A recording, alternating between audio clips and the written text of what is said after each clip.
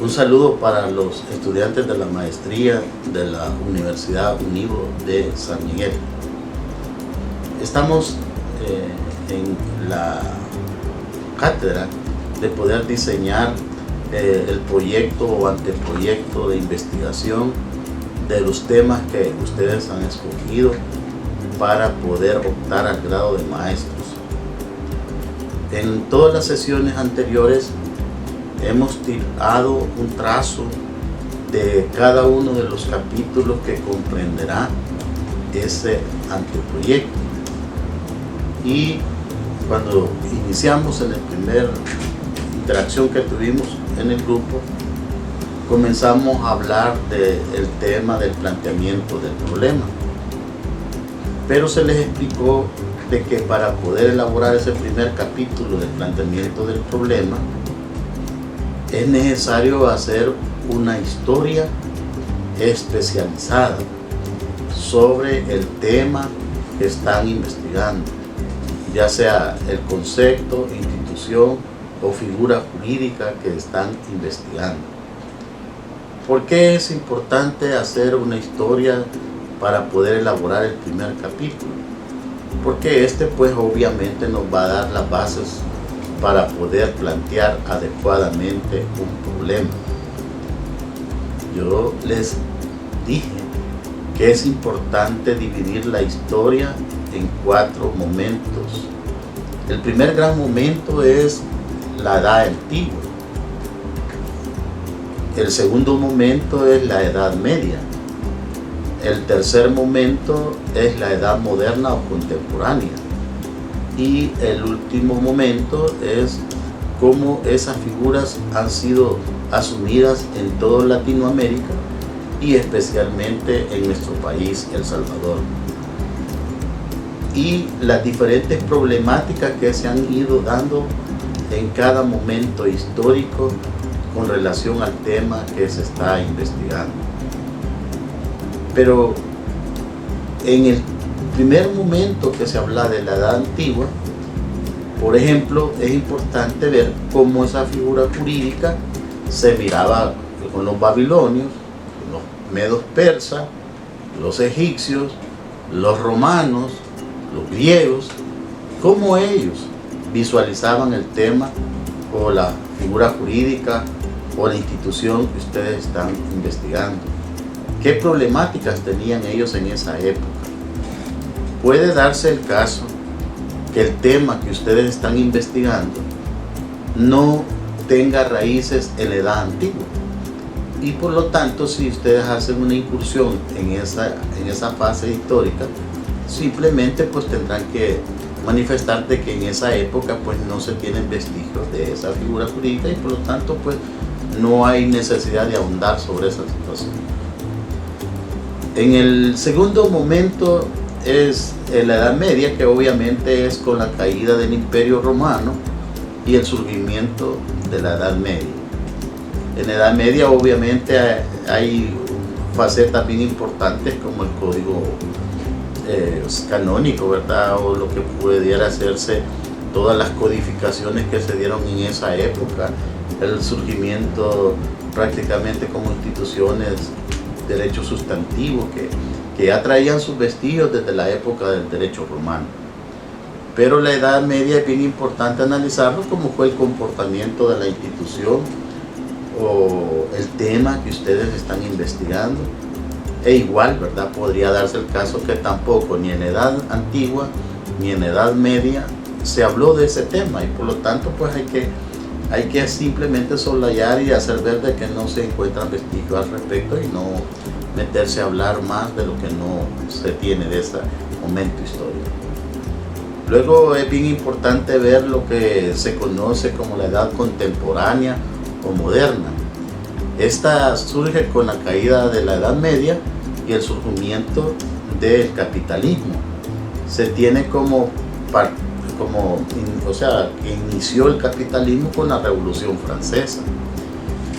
Esa Revolución Francesa tuvo grandes cambios y aportes jurídicos en las sociedades a nivel de Europa y obviamente en nuestros países latinoamericanos. Esa edad se puede decir moderna, contemporánea, es importante desarrollarla. Pero es importante hacer la aclaración de que los países europeos casi siempre ellos son los que nos han contado la historia, ya sea universal o la historia, si se puede decir, especializada en las diferentes ramas de la ciencia, el arte y la tecnología. Es importante visualizar de que no solamente ellos tienen culturas milenarias, sino que es importante decir, en un momento podría ser la cultura china y la hindú, que ellos tienen culturas sumamente antiguas, que podrían darnos un aporte de cómo ellos analizaban esas figuras jurídicas que se planteaban. Pero en esa historia es bien importante que el estudiante aprenda dos términos bien importantes, valga la redundancia. Uno es referente a lo que debemos de entender por corrientes del pensamiento jurídico, porque en todo el devenir de la historia se han dado corrientes del pensamiento jurídico, y hay en primer punto dos grandes corrientes que determinan la juridicidad o la legalidad, ¿verdad?, del comportamiento del ser humano. Una es el derecho natural y otra es el derecho positivo normativista.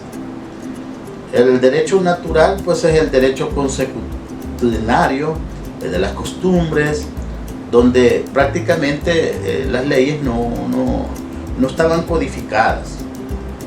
Debemos de aclarar que esa corriente del pensamiento jurídico del derecho natural ya no existe en la actualidad ningún estado que se rija por un derecho natural puro.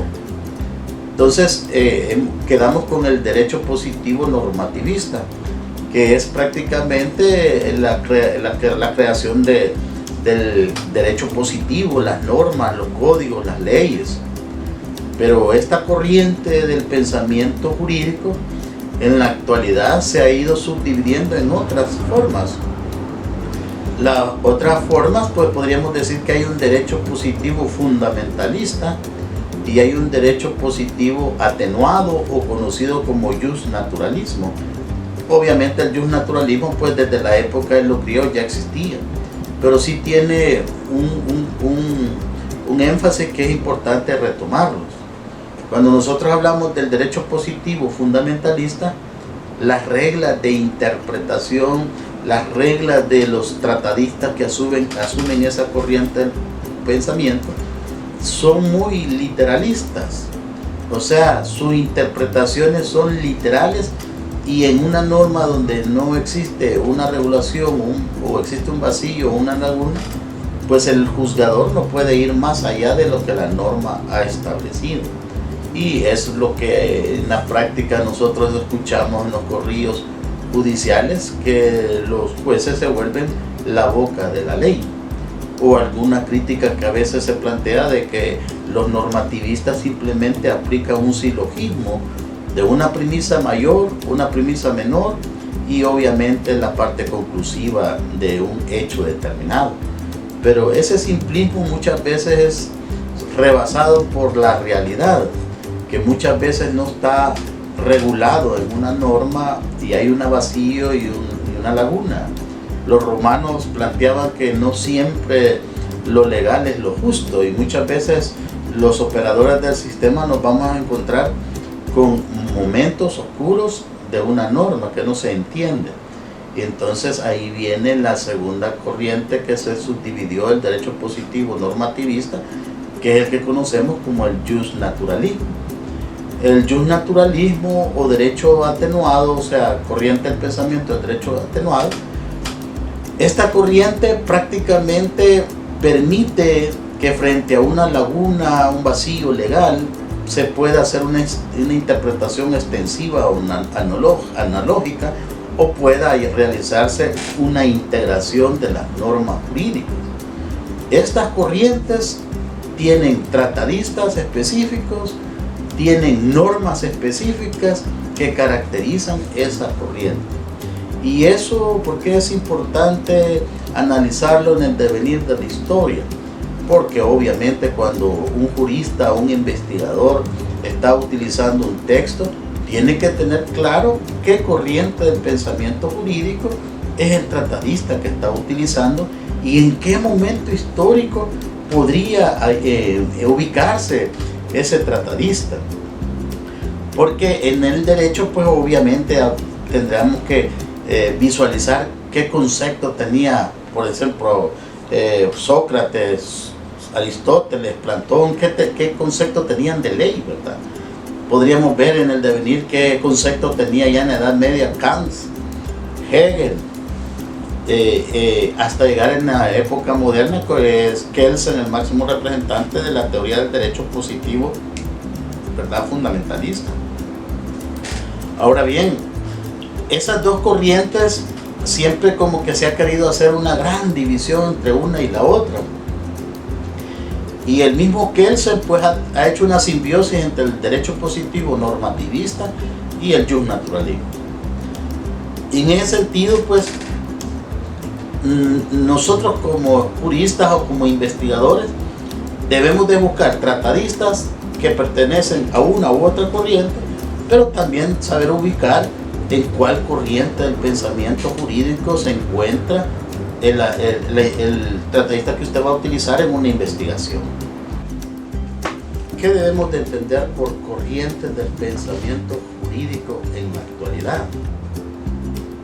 El artículo 186 de la Constitución nos habla de que la Corte Suprema de Justicia, en el proceso de elección de magistrados, dice que deberán estar configurados, compuestas por las diferentes corrientes del pensamiento jurídico.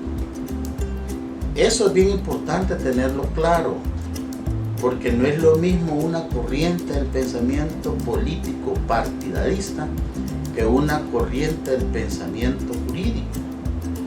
Y cuando nosotros tenemos claro eso, ¿cuándo lo vamos a tener claro? Cuando nosotros mismos sabemos a qué corriente del pensamiento jurídico pertenecemos. Puesto que no es pecado pertenecer a la corriente del pensamiento jurídico fundamentalista, ni mucho menos pertenecer a la corriente del pensamiento justnaturalista. Porque ambas corrientes, su objetivo es respetar el principio de legalidad. O sea, lo que va a variar es la amplitud de interpretaciones que puede utilizar un operador del sistema judicial para aplicar una norma jurídica.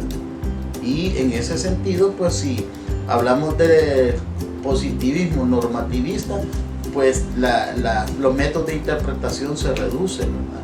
E igual cuando nosotros hablamos del justnaturalismo se amplían los métodos de interpretación de la norma jurídica.